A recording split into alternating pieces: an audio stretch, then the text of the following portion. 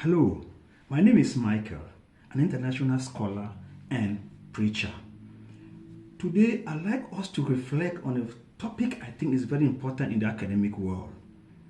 What makes a piece of writing scholarly?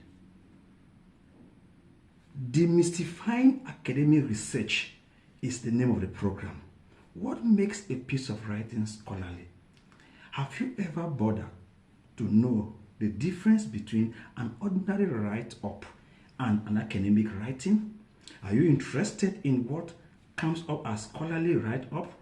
Are you interested in a research program, research writing? Do you want to know what the public writers actually go through? Let me begin with this great scholar, his quotation. Emmanuel Lattis, a Ghanaian scholar based in the States, he actually quoted a 1948 scholars, Kluncho and Moge, who said that every person is in some respect, one, like some others, two, like all others, three, like no other. I think I concur with this expression. What makes a piece of writing scholarly? When you pick a newspaper publication, perhaps it's an editorial, and you go through it, most often the writers go present their writing in what we call the 5 W's and H. What, when, where, who, whom, and why. And then how. They explain what actually happened, the event that took place, as part of their own report. It's often the eyewitness account. What they saw or what they listened from others who say or they read. They present it as their findings. But then, that is different from what we call a scholarly writing. In a scholarly writing, we build on the shoulders of earlier writers. We try to look at what other writers have written. I have in mind a certain book that I read by Shadrach Ambanasum. The book is titled Son of the Native Soil. What about another book that is written by Funky Samuel Foba, The Scandal of Grace? I know a book written by Emmanuel Masuk, The Fall of Agrippa II. I know another book written by Babila George Foncham, Daily Presence. And what about the one written by Achoa Omene, which is titled Fragments of Ngi Culture?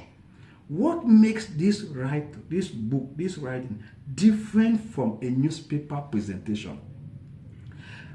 In a scholarly writing, we build on the shoulders of others who wrote before us.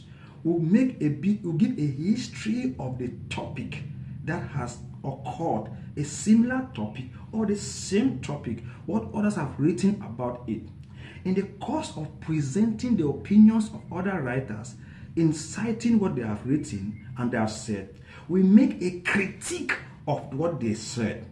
In making a critique, they will now discover the lacuna in their writing, the research gap.